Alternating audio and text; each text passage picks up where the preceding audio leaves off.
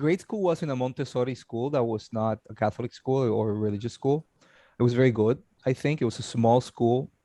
I learned a lot. I learned how to read very early. My mom always says that I was the first one to learn how to read in my classroom in the first grade. I don't know if that's true, but that's what she also brags about.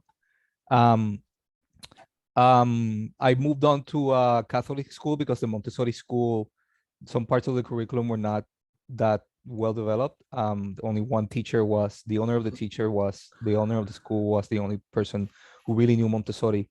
And then I went to a Catholic school in a middle class suburban environment in my city in Guaynabo, Puerto Rico, and that had I think it was an adequate education. You know, there was always sort of like conflict with the sort of like kind of like strict and conservative structure of the school's directors. You know, they were not. I mean, it wasn't like run by priests or nuns or anything like that. It wasn't like that strict, but it certainly had a lot of like political conservatism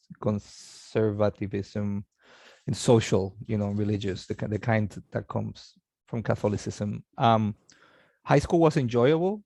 I had a good number of friends. I also got into a good number of conflicts and sometimes fights, to be honest with you. Um, but my environment in the school environment was actually at home with friends. It was very welcoming because my parents have basically an open door policy for our friends, and it was common that the gathering place for a lot of people in my high school was my house, my parents' house. Um, what else can I tell you? Um, we were supposed to.